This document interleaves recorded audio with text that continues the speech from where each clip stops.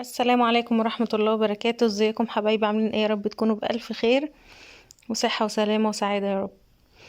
النهاردة بقى رجعت لكم بفيديو جديد متعب ومقرف وفي حاجات ظهرت لي وانا شغالة، وفي حاجات يعني هتشوفوا كل حاجة معانا. شايفين التراب؟ الأوضة دي مهجورة بمعنى الكلمة، يعني مهجورة. انا بقالي اكتر من 3 شهور ما دخلتش الأوضة دي.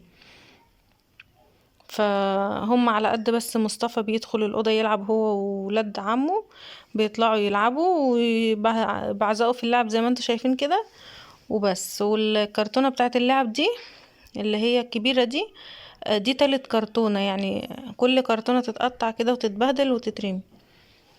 آه والكرتونة دي بقى اتقطعت ومفيش عندي غيرها يعني. فقلت الزقها كده مؤقتا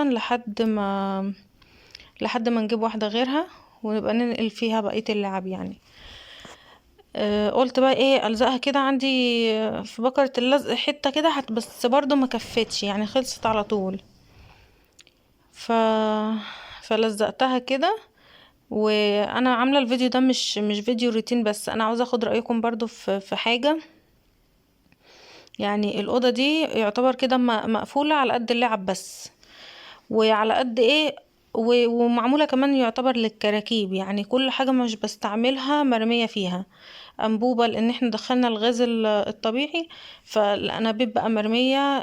كل حاجة بقى يعني كراكيب، كل حاجة مش محتاجاها بتترمي في الأوضة دي. فانا عاوزة استغل الأوضة دي استغلال احسن من كده شوية. يعني ايه، هخليها برضو أوضة لعب وكل حاجة.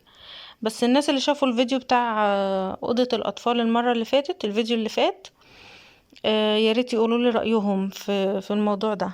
انتوا شايفين ان ايه، في سرير عليه مرتبة والسرير التاني ما عليهوش، اللي هي ايه، محمود ومصطفى واخدينها في الأوضة بتاعة النوم. بيناموا عليها معانا، يعني في الأوضة بتاعة النوم كلنا بننام يعني في الأوضة.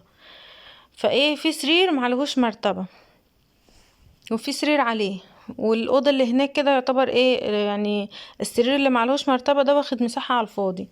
فأنا بفكر ايه رأيكم ان انا اجيبه هنا، احطه تحت الشباك اللي انتوا شايفينه ده، مكان ما انا ما هحط الكرتونة دي يعني. اجيب السرير اللي هو معلهوش مرتبة، لان الاوضة دي تعتبر ايه، اوضة بهدلة يعني للعب برضو. فهجيب السرير اللي هو الفاضي هنا، وافضي الاوضة اللي هناك شوية، يبقى فيها سرير واحد بقى. يبقى السرير اللي عليه المرتبة ازقه ناحية الحيطة خالص، و... وتوسع بقى الأوضة خالص، بدل ما هي فيها طرقة بس من عند السرير وطرقة من عند الدولاب. لا، يبقى ايه، جزء واسع كده، يبقى نفضي المكان بتاع السرير خالص. فايه رأيكم؟ يعني اخلي الأوضة اللي هناك زي ما هي ودي تفضل أوضة لعب كده وأوضة كراكيب، ولا اجيب السرير اللي هناك هنا وتبقى الأوضة اللي هناك على قد السرير والدولاب والمكتب بس؟ قولوا لي رأيكم في التعليقات. لو وصلتوا بقى لحد هنا في الفيديو، قولوا لي رأيكم في التعليقات كده، وما تنسوش تعملوا لايك للفيديو واشتراك للقناة لو اول مرة تشوفوني. علشان انا بجد بفكر في الموضوع ده بقالي كام يوم كده، مش عارفة اعمله ولا خليني زي ما انا كده، مش عارفة. شايفين بقى اللعب متبهدلة في كل حتة، واللعب مليانة تراب، كل حاجة مليانة تراب. ف قبل ما اطلع الحاجة بره بقى، اللعب الكبيرة دي بمسحها الاول من التراب وبعد كده بطلعها على بره. طبعا زي ما انتوا عارفين ان احنا عندنا مشكلة في المية، قلت لكم في الفيديو اللي فات عندنا مشكلة في الصرف المية، فما ينفعش ان انا اخد الحاجات دي كلها اغسلها وكده يعني. انا في بيتنا قبل ما اتجوز كان لو اي حاجة زي كده لازما على المية على طول. يعني الطبلية، شايفين الطبليات؟ عندي واحدة خشب واحدة بلاستيك اهم. عايزة اقول لكم انا لو في بيتنا الطبليات دي على الحمام على طول وتحت المية، ده طبيعي يعني عند اي حد. بس هنا نظرا لظروف البيت ما ينفعش ان انا اعمل كده. وبرضو التربو ده مليان تراب، فمش هينفع ان انا ولا افك الادراج اغسلها، ولا ان انا اغسله دلوقتي خالص. بس مش عارفة، تعبت اوي من موضوع المية ده والله، تعبت وزهقت. آه يعني والله المية حياة البني ادم. المية موجودة في الحنفية بس مش عارفين نستخدمها. مش عارفين يعني هنستخدمها نوديها فين بعد الاستخدام. حسبي الله ونعم الوكيل. انا عايزه اقول لكم ان احنا ساعات لما كانوا بيشغلوا الغاز، لما كانوا بيعملوا لنا التوصيلات بتاعه الغاز الطبيعي، احنا اتكلمنا مع بتوع الغاز، قلنا لهم احنا مش عايزين غاز، احنا المهم عندنا الصرف. يعني الريس بقى طالما بيعمل لنا الغاز، بيدخل لنا الغاز، احنا كده كده بنجيب انابيب، يعني انابيب متوفره ما فيهاش عجز ولا فيها حاجه علشان ندور ان احنا ندخل غاز. مش ضرانا في حاجه، انت المفروض ان انت بتعمل الحاجه اللي تنفعنا، والحاجة اللي تضرنا تصلحها، مش تروح تعمل لنا كباري. مش هناكل كباري، احنا مش هنروح نقرقش في الكباري. اعمل لنا الحاجة اللي تفيدنا. فبنتكلم مع بتوع الغاز وبنقول احنا المهم عندنا الصرف، يعمل لنا الصرف اولى من الغاز. والله العظيم بتوع الغاز نفسهم يعني ردهم صدمني. قالوا لنا ايه؟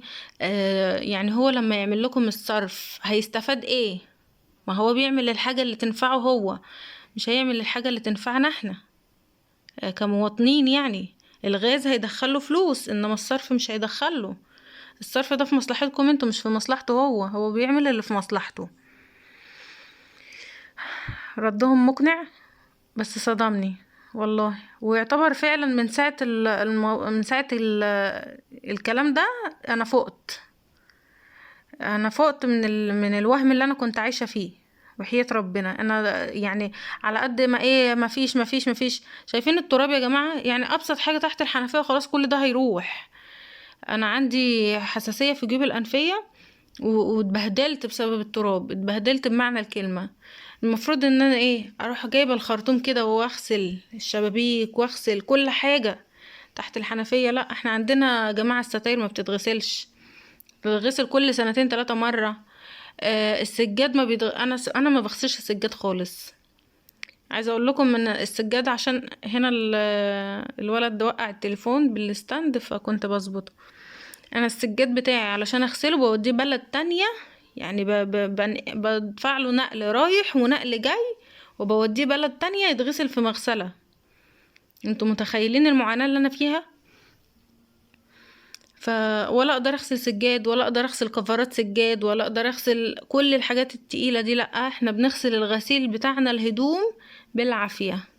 مجرد ما ان احنا نغسل الغسيل، والمية بتاعت الغسيل بنحتاس فيها نوديها فين. يعني والله بجد ومن كل قلبي، حسبي الله ونعم الوكيل، حسبي الله ونعم الوكيل، حسبي الله ونعم الوكيل. بس مش هقول اكتر من كده. بس عايزه اقول لكم انا من الناس اللي نزلت 30/6، علشان بس ايه محدش يقول اخوان ومش اخوان. انا من الناس اللي نزلت 30/6. نزلت انا وبابا يوم 30/6، وبيتنا في التحرير لحد يوم 1/7. ما كانش فيه طبعا، المترو قفل وكل حاجة قفلت علينا، ومفيش مواصلات ومفيش حاجة ان احنا نرجع.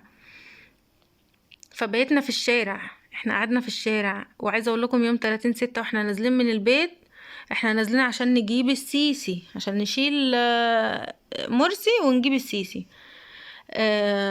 كان كل بقى ايه ليه بقى؟ علشان كان كيلو الطماطم وصل 10 جنيه. ايه بقى دلوقتي ما وصلش 10 جنيه؟ ايه دلوقتي ما وصلش 15 جنيه؟ ايه دلوقتي ما وصلش 20 جنيه؟ واحنا دلوقتي بنقبض قبض قطاع خاص، اللي هو ايه، كل شوية يزود اسعار، ويزود ايه بتوع الحكومة وبتوع المعاشات، وبرضه زيادة مش اللي هي يعني بس هم بيزيدوا. بالنسبة للقطاع الخاص بقى، اللي بياخد 2000 جنيه، واللي بياخد 3000 جنيه، واللي بياخد 1500 لحد دلوقتي، هم اللي بياخدوا هو نفس الدخل، بس مش هو نفس اللي خارج. مش هي نفس المصاريف، مش هي نفس الأسعار اللي احنا كنا عايشين بيها. فبرضه حسبي الله ونعم الوكيل. فحبيت بس ايه، عشان حسيت ان الناس لما بتتكلم على الناس اللي هتنزل عايزين يعني ايه يوصلوا لنا انها موضوع اخوان ومش اخوان. لا يا جماعة، مش اخوان، مش اخوان والله. انا اول واحدة، من اول الناس اللي نزلت التحرير، ومن اول الناس اللي انتخبت السيسي، ومن اول الناس اللي قلت لا للاخوان. واظن كل الناس اللي عارفاني تعرف الموضوع ده.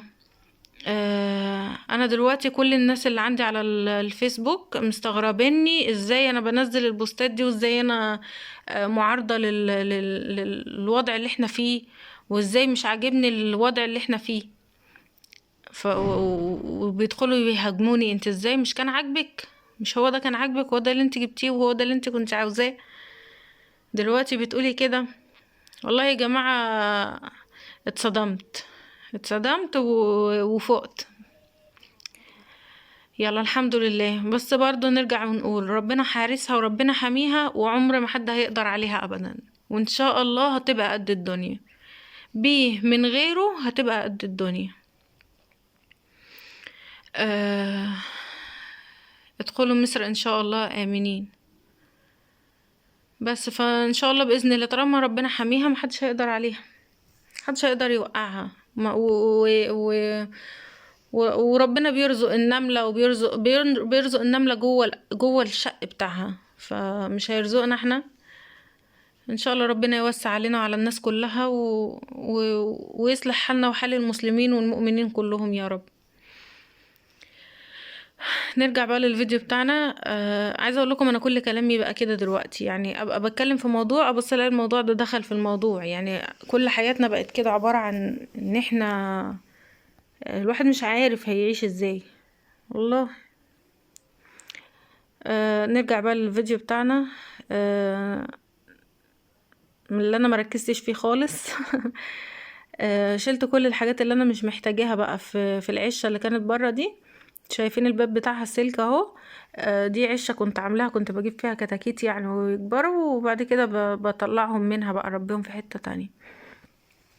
فانا طبعا مش هربي طيور تاني، وخصوصا يعني دلوقتي بسبب الولاد وكده. فنضفت العشه وبحط بقى فيها ايه كل الحاجات اللي انا مش محتاجاها، اللي هي الرفيعه بقى، اللي هي ايه الكراكيب الصغيره، مش مثلا سلم، مش طبليه، مش كده، الحاجات دي ما ينفعش طبعا فيها.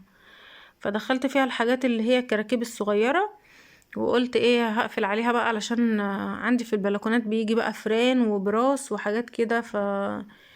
وعايزه اقول لكم الفيران يعني انا بحوش، بشيل بنشف العيش اللي اتبقى من الاكل، يعني بستحرم ان انا ارميه في الزباله.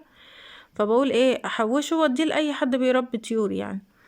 انا كان بينفعني لما بربي، بس انا بقالي دلوقتي حوالي يعني اكتر من 2 ولا 3 سنين ما ربيتش طيور. ف فما بستعملوش، بقول بقى ايه احوشه واديه لاي حد يكون بيربي يعني. يعني بحس انه حرام لما اجي ارمي العيش ده في الزبالة. طب ما ممكن الطيور تستفيد بيه، يعني اي حد تاني يستفيد بيه. فحوشته بقى، وكان عامل لي شوال كبير قوي كده، حطيته في البلكونة، ويا ريتني ما حطيته في البلكونة. يعني طلعناه في البلكونة اتركن بقى، والفيران قطعت الشوال وبهدل لي البلكونه بالعيش. وده سبب من ضمن الاسباب اللي مخلياني مش عايزه ادخل ناحيه الاوضه دي خالص، والبلكونه ما بقتش ادخلها، لان انا بخاف بترعب من حاجه اسمها فران او براس او الحاجات دي. فشغاله بالبلكونه التانية بس، يعني بنشر فيها، بنضفها وانشر فيها وبس، ما باجيش الناحيه دي خالص. فقلت بقى النهارده ما بدهاش اجي بقى كده بالنهار كده، والنهار طالع ما بيبقاش فيه فران بقى والحاجات دي. فقلت ادخل بالنهار احاول ان انا الم العيش اللي في البلكونه ده وانضف بقى الاوضه بالمره. وهو يعني وهو النهار طالع، لان بالليل انا ممكن اموت ولا اني افتح البلكونه. فعلا يعني حرفيا ممكن تقتلوني كده ولا اني افتح البلكونه دي بالليل. بس فقلت ايه، وعماله بقى بسرعه بسرعه عشان الحق اخلص قبل الليل ما يليل. وبرضه الليل ليل عليا، بس الحمد لله كنت لحقت ان انا الم العيش والحاجات اللي في البلكونه قبل ما يهلوا الحبايب اللي كانوا بياكلوا في العيش. بس انت شفتوا كفرات السجاد كانت محطوطة على الترابيزة دي، فكانت مليانة تراب طبعا، فمش هينفع ان انا انفضه كده. سحبته بالمكنسة وجيت بقى احاول ان انا انفض فيه كده، لقيتها خلاص هو كل التراب اللي كان عليها اتسحب بالمكنسة، يعني الحمد لله مش محتاج ان هو يتنفض ولا حاجة. فشلتهم وقلت بقى خلاص، انا كنت هكنس بالمقشة في بداية الفيديو، وبعدين لقيت ان لا مش هتنفع المقشة خالص مع التراب الناعم ده. انتوا شايفين يا جماعة التراب اللي عند جنب الحيطة ده تراب ناعم غريب. يعني 3 شهور يا جماعة الأوضة دي ما حدش حط رجله فيها. اكتر من العيال بيلعبوا فوق السجادة بس، والحروف دي كلها مليانة لعب ومحدش بيروح ناحيتها.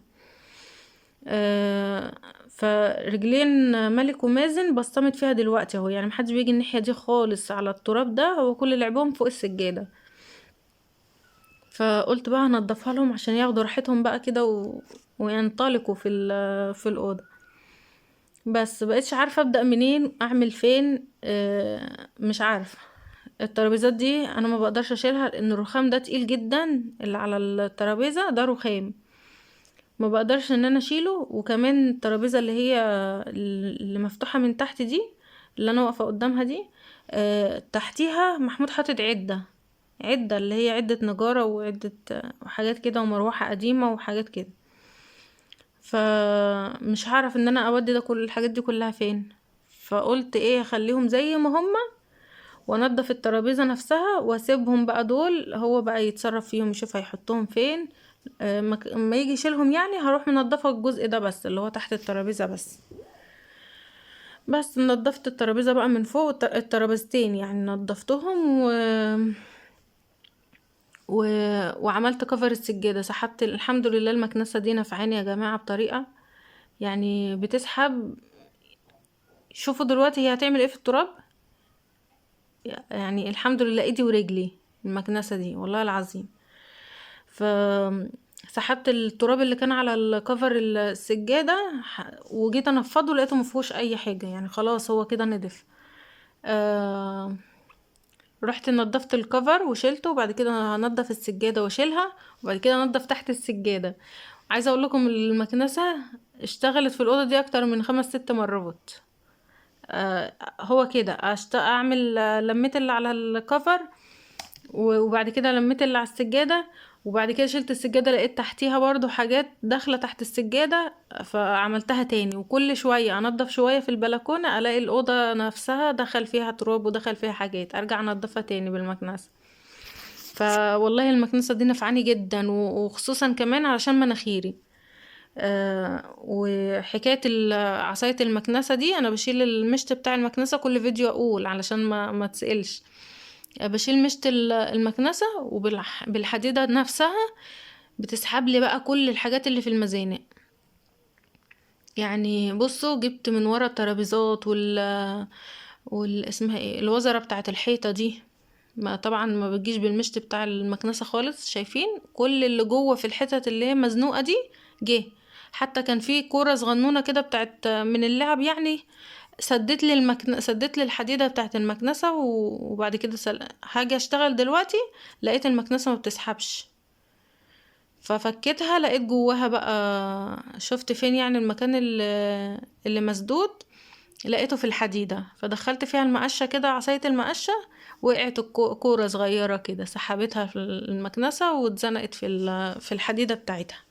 فالحمد لله يعني بتسحب كويس وبتجيب من اي حتة. يعني شايفين الزنقور بتاع الترابيزة ده جابت لي الكرة دي من وراه.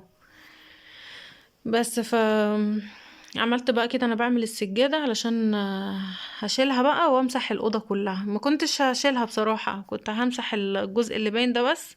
وبعدين قلت ايه لقيت حرف السجادة اتشال كده معايا بالمكنسة وحسيت ان في تحتيه حاجات، فقلت طالما بقى ان انا عملت اعمل بالمرة بقى اشيل السجادة واعمل تحتيها بالمرة. بس انا تعبت قوي في الاوضه دي. عايزه اقول لكم انا في اليوم ده انا ما عملتش حاجه خالص. كان عندي اكل من امبارح وما عملتش اي حاجه. اتعورت هنا كنت بوريكم ان انا اتعورت. الاوضه خدت معايا طول اليوم كله. انا مسرعه لكم الفيديو كده شايفين الفيديو 30 دقيقه. انا الفيديو ده اكتر من 2.5 ساعة تصوير بس، يعني اللي هو اللي اتصور بالتليفون غير اللي هي ايه الحاجات اللي هي انا وقفت الموبايل ورجعت شغلته تاني بعديها يعني فاهمين. وسرعة الفيديو يعني انا مسرعه لكم الفيديو على 4 وفي اجزاء متسرعة على 8 يعني. لو الفيديو 8 دقايق يجيلكم في دقيقة واحدة. علشان ما اطولش عليكم الفيديو. انا بلاقي شايفين مناخيري يا جماعة؟ مناخيري هنا خلاص بقى، كنت عمالة اعطس والتراب بهدلني. حتى كنت عاوزة انضف الشيش بتاع البلكونة وما نضفتوش بسبب ان مناخيري تعبتني.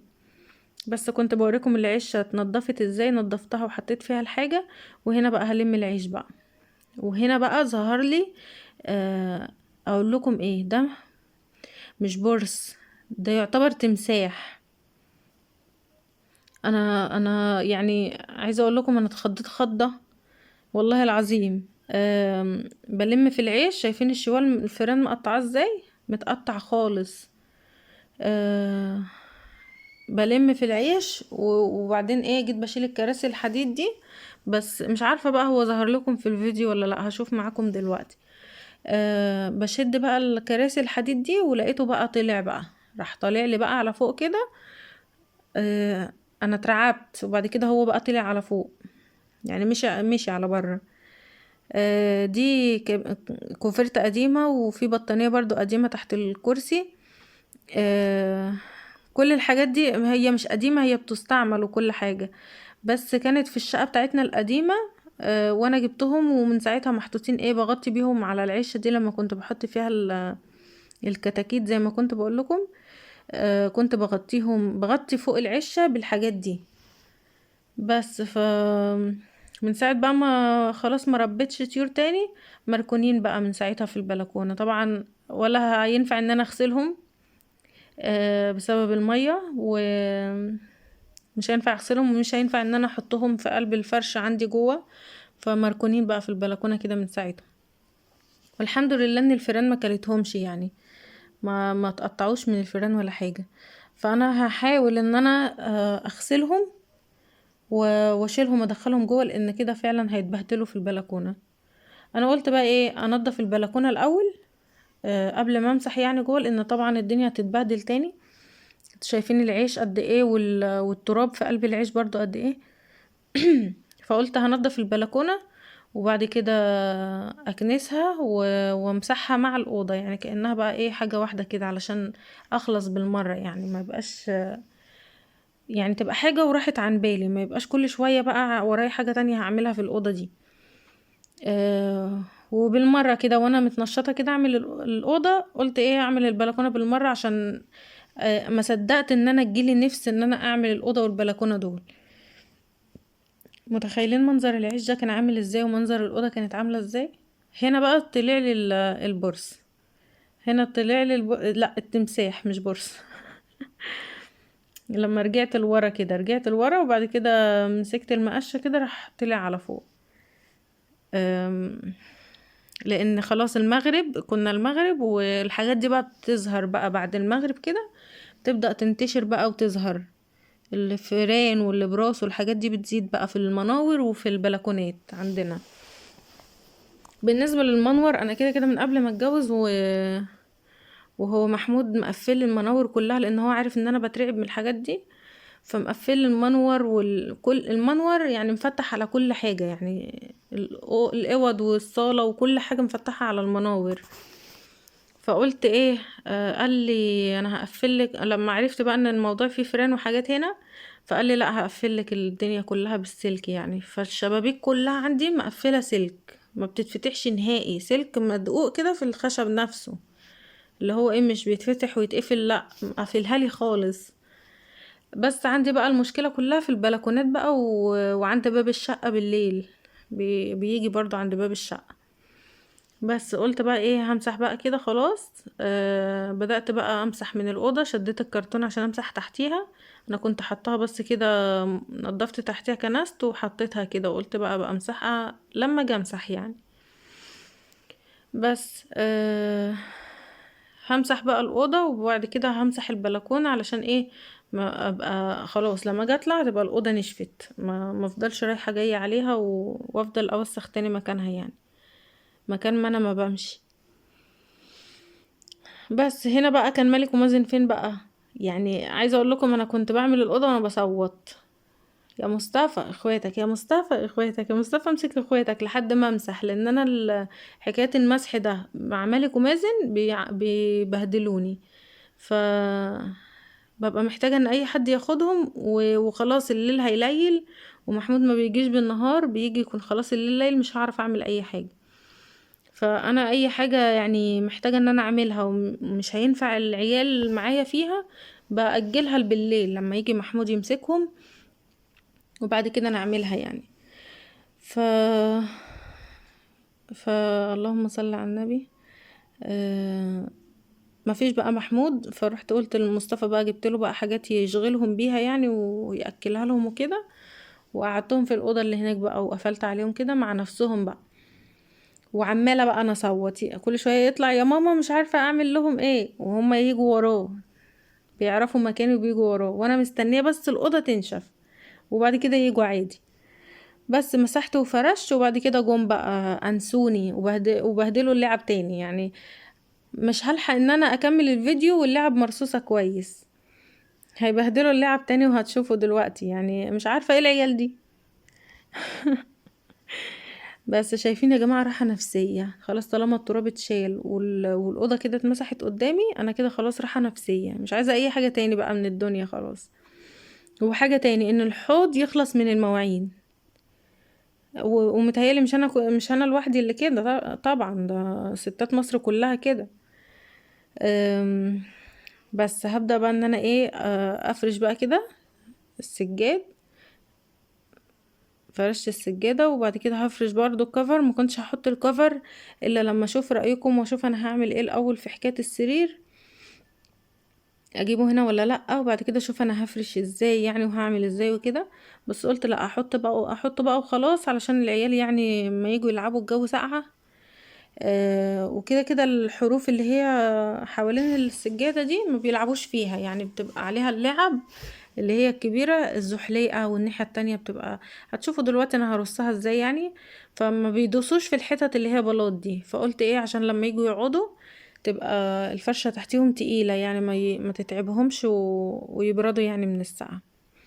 بس الجزء ده كده خلاص يعتبر مفيش حد بيروح ناحيته، علشان الزحليقة اتحطت خلاص. والجزء ده كمان هجيب فيه كل اللعب الكبيرة. شايفين وقعولي الستاند تاني، فهحط كل اللعب الكبيرة بقى ايه الناحية دي كده، الموتوسيكل وده الحصان اهو. هواية عندي احطه مقلوب وشه لجوه وبعد كده ارجع الفه تاني، خدتوا بالكم؟ وبرضو الموتوسيكل برضو. بس وادي البقر، بتاع البقر اللي عندي. رصيتهم بقى كده، وبرضو مش هيسيبوهم في حالهم. شايفين؟ والله انا ما ببقاش عارفه اضحك ولا اعيط، يعني من التعب اللي انا ببقى فيه وما بلحقش اتهنى باللي انا تعبت فيه.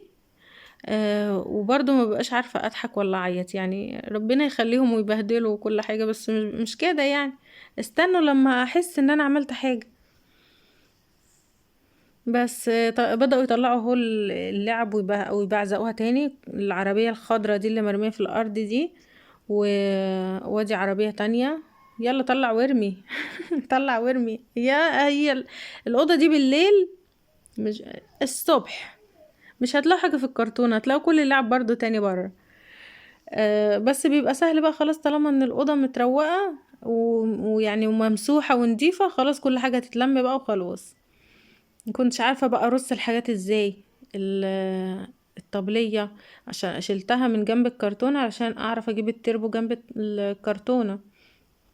شايفين؟ ماسكة الطبلية البلاستيك وقاعدة الف بيها، اوديها فين دي؟ مش لاقي حتة احطها فيها، مش عارفة.